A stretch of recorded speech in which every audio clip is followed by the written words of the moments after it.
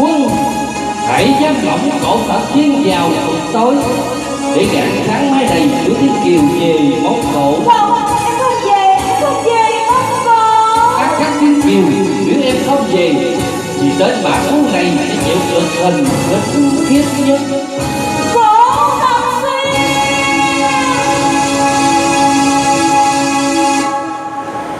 Nếu tiểu thư còn thương xót cuộc đời tên nô lệ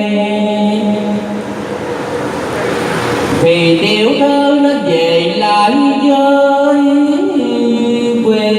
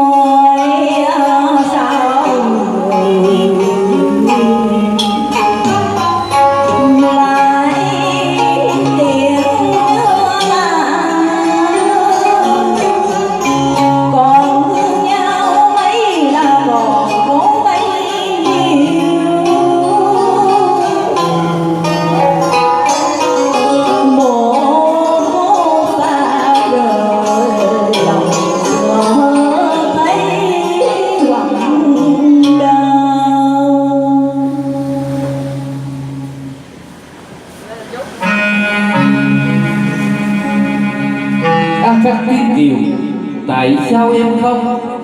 Em không biết nữa. Có lẽ là em đã yêu rồi. Trời ơi, chị yêu ai? Nhưng người ấy là ai? Tại sao em không? Một người xa lạ mà em mới gặp gỡ lần đầu. Một người xa lạ?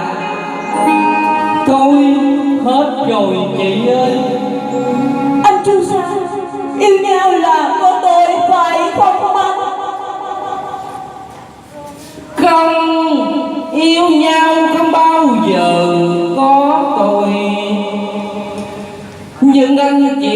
muốn nói với em một điều mà bấy lâu nay anh ôm ấp mãi trong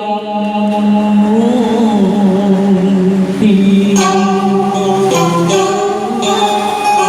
Mà giờ đây đã muộn màng rồi, anh có còn gì nữa đâu để nhớ những kỷ niệm trong đời.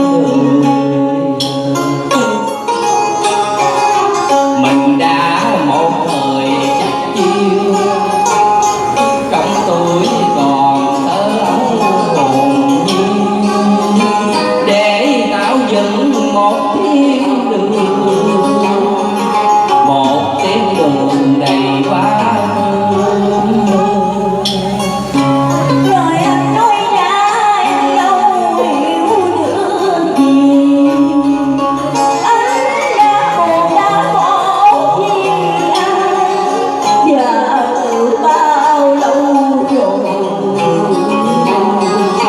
cho mãi đến ngày hôm nay.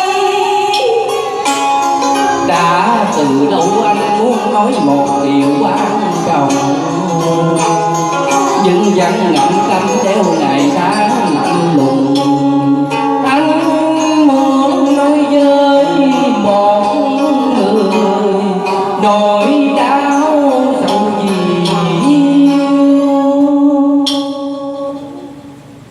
Cũng như anh em là kẻ ngài chinh và đêm ngủ trên yên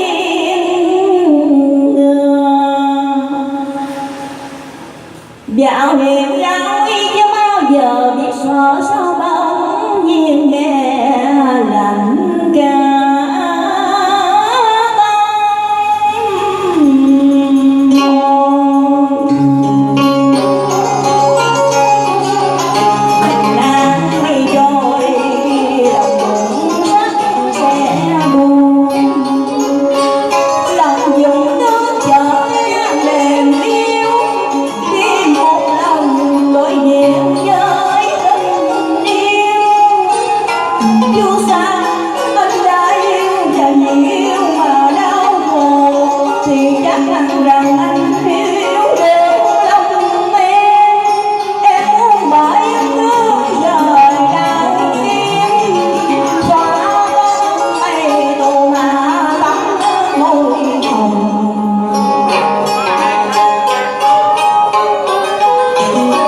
Thiên Kiều, có phải em và người ấy đã hẹn thề nguyện ước?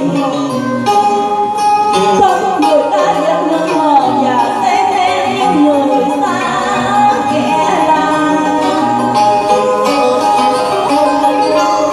Trời ơi, kẻ mình yêu lại hận hờ xa lạ, chỉ còn gì niềm đau đớn nào hơn.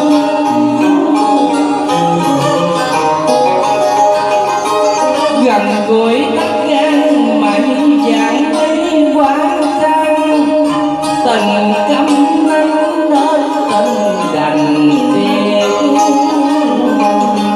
dòng.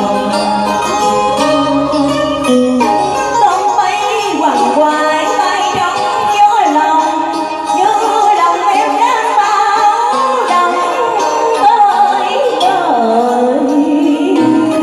Thiên Kiều ơi, sao chiều nay bỗng nhiên anh lo sợ, như đánh mất một cái gì yêu quý. Nếu một mai vừa ra trường anh buồn chớ biết